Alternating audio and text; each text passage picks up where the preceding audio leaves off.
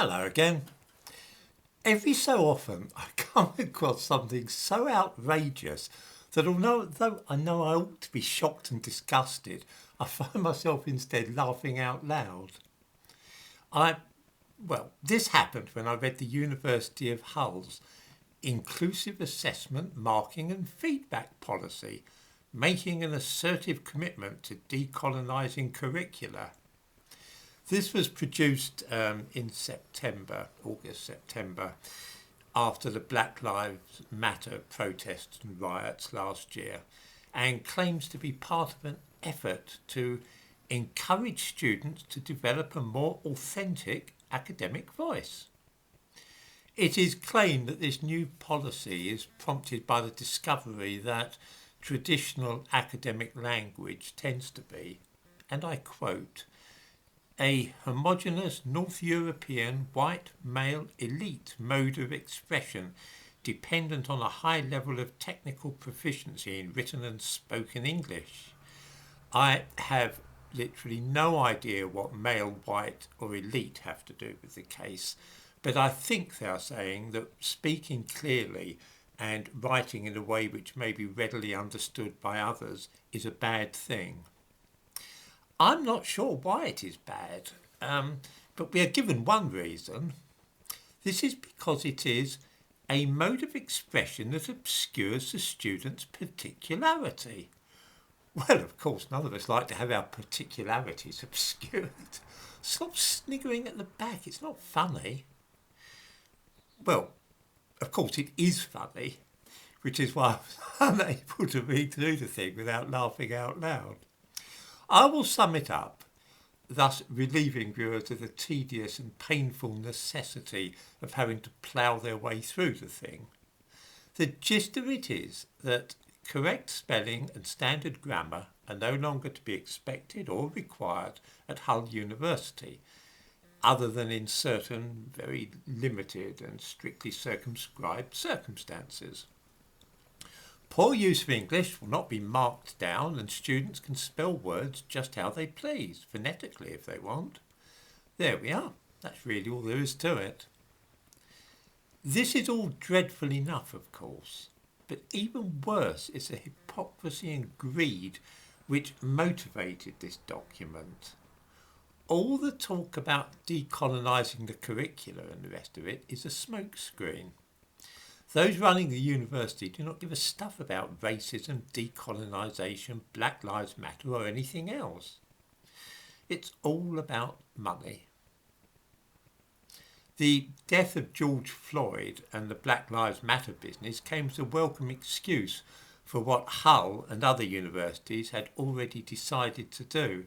It just gave them an opportunity to slip this in a little bit more quickly. Let me explain.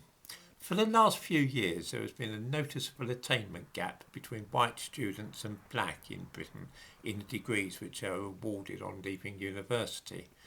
Overall, more than 85% of white students graduate with either a first or a 2-1 degree.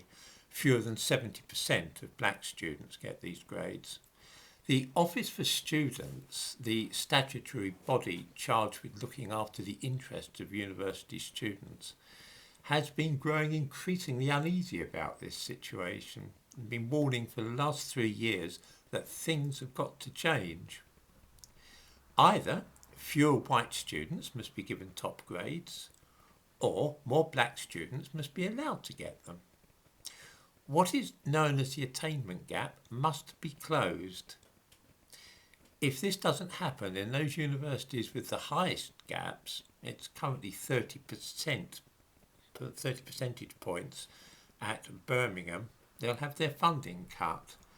In the description to this video, I give a link to what the Office for Students have to say on this subject, what they had to say on this subject in just last month, in fact. Although matters have come to a head, they've been saying this for years. I'll also give a link to the University of Hull's new document, their policy on inclusive marking and decolonising the curriculum, or curricula, I should more correctly say. Faced with the prospect of losing millions of pounds worth of taxpayers' money, some universities have come up with cunning schemes, such as the one at Hull. The problem is that when the decision was made to cram 50% of young people, at least 50%, into universities, no thought was given to the fact that many of them would not be capable of coping with the academic standards of university life. To be blunt, a lot of semi-literate or even illiterate teenagers who are incapable of stringing a sentence together coherently or spelling long words were being packed off to higher education and then just about scraping through the course. This is not, of course, a problem limited to black students. I wouldn't like anybody to have that impression. It's simply that because they are more likely to be attending failing schools in economically disadvantaged parts of cities, they are disproportionately represented in this particular cohort. By abandoning the requirement for correct English in essays and so on, the marks of all students from poor schools would be better off, and there we are. This would be a good thing, supposedly. Other universities are also lowering their standards. At the University of the Arts in London, staff are now being told that they should actively accept spelling, grammar or other language mistakes that do not significantly impede communication. I hope that nobody interprets any of this as snobbishness on my part. I have nothing at all to be a snob about when it comes to either class or education. I was born down by the London Docks in Custom House, actually within the sound of Bow Bells, which makes me technically a Cockney. My father was a blacksmith's son and my mother's father was a drayman. However, they were both fanatically tough and determined about ensuring that I spoke in a way which they saw as correct, or posh English. That's to say, using standard English received pronunciation. They knew very well that their own poor use of language had been a hindrance in getting on, and that speaking and writing clearly was the key to the matter.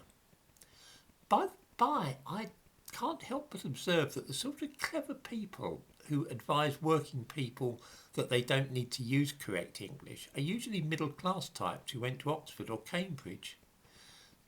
Look again at the opening of that policy of Hull's, the bit about their commitment to decolonising curricula. Of course, for the person who wrote this nonsense, the use of a Latin plural form in that way is second nature. He would not have dreamt of writing curriculums, would he? Yet it is people like that who are now deliberately wrecking the chances of countless working class students, just so they can make sure that the funding for their universities and so their own jobs is secure. Really, this is disgusting.